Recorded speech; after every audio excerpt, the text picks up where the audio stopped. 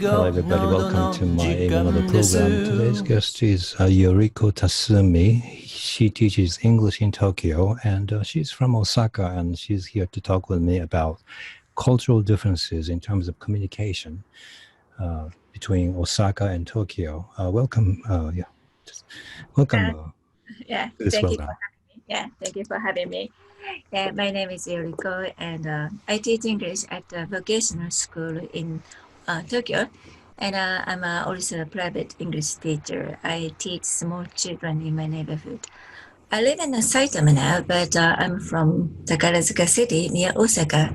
So I grew up in the Kansai culture.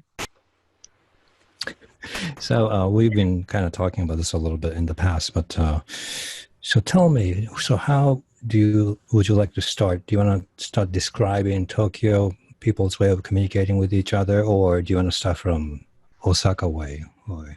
Yeah, so let me begin with Osaka way. And people in Kansai joke around a lot. They like to have fun when they have a conversation. So almost always there is one person with a funny story to share. and he or she starts telling a funny story, and people listen and respond like, hey, yeah. yes, sorrow. And since people are telling stories, so stories have an ending.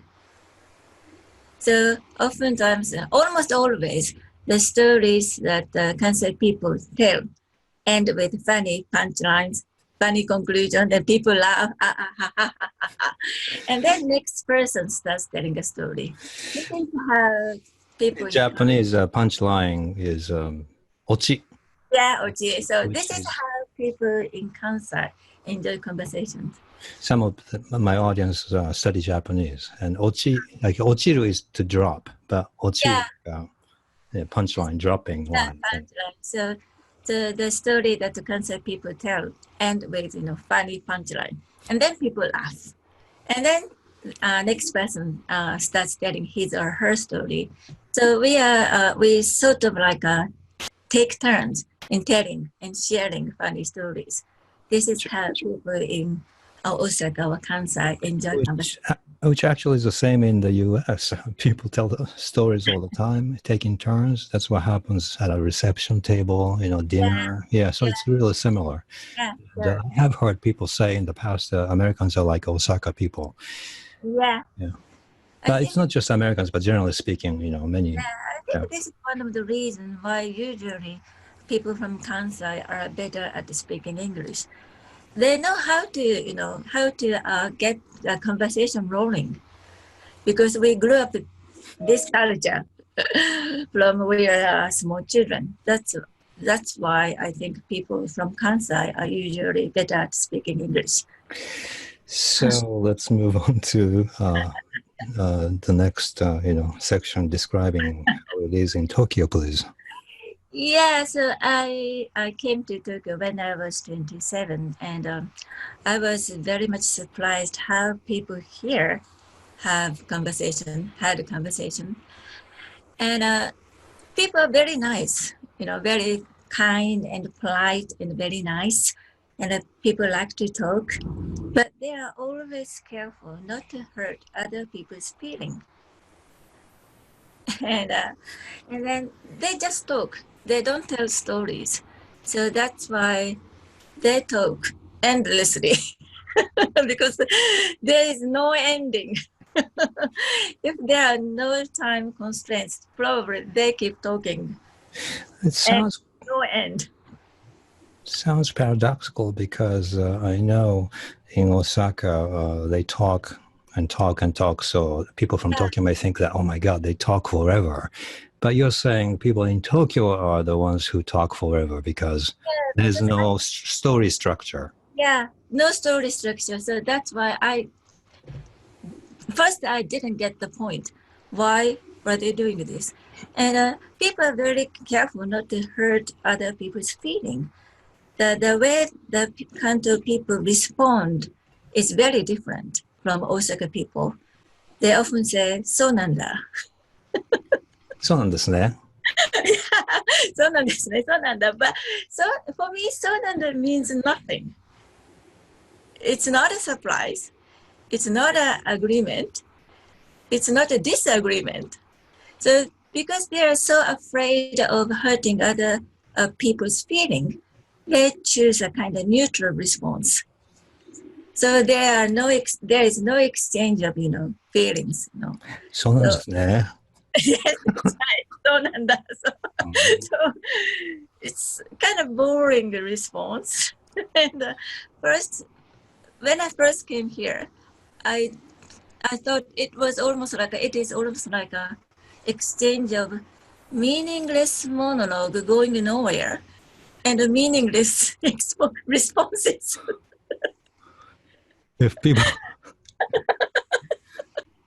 people from Tokyo are listening to this conversation, they may feel like, oh my God, they are bad mouthing my culture. So maybe you can kind of frame it more positively. You said that they're polite. Yeah. They're polite. First of all, they are very polite. And they're very careful not to hurt other people's feeling. So they choose, kind of そうなんだ, そうなんですね, not to not to offend anybody. And in a way, people in Kanto forgive your boringness. Even if you are very boring, people listen to you. Or at least people will pretend to be listening to you. In Osaka. Osaka, people don't allow boring. Kanto. Okay. Kanto, people don't. In Kanto, people are very polite. And people forgive your boringness. Even if you are very boring, people in Kanto listen to you or pretend to be listening to you by saying, そうなんですね, そうなんだ. I sometimes meet people from Tokyo, and not all of them, but sometimes I meet people who agree with me 100% of the time. Like, so yeah, that's right. Say something, and in America, it's like this. And somebody that I met through kendo activities, I think he was a high school student. He agreed with me 100% of the time. I thought that happens oftentimes with people from Tokyo. Do you think that am I exaggerating? Yeah, people are they are very afraid of offending other people. That is what they keep in mind. They have a conversation. So they choose to say, そうなんですね, and they pretend to agree all the time. But people in Osaka are a little bit more honest, and they don't allow boring people keep talking. Right. Somebody else with a funny story cuts in and start telling his or her story before everybody gets turned off. But what happens? People from Tokyo are talking to each other. Do they still enjoy each other's conversation? I think so, but at the same time they are very careful not to offend each other. So they pretend agree with the other person, or they choose kind of neutral response. そうなんですね. そうなんですね is not a disagreement. そうなんですね is not agreement either. So it's very safe. Sometimes when I meet people from Tokyo, and again, not all of them, but they are very polite, and they use keigo with me, or very tenego with me, and I begin to feel a little bit like insecure in my mind, feeling like, will we ever be able to be frank with each other? Yeah, that's right. Yeah. I think so. Because they are always try to be polite, but in Kansai, people are more kind of honest in their responses. So that's why sometimes they say, 嘘. 嘘 is a kind of rude. I don't believe what you're saying, but people say sometimes 嘘, hey, or so because the purpose of Kansai people having conversation is having fun and laugh. So you have to be honest if you want to laugh from bottom of your heart. So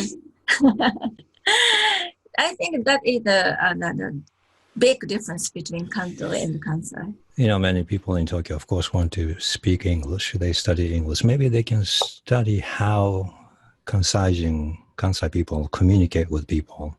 Yeah. And then based on that, they can speak English. And then maybe that works better.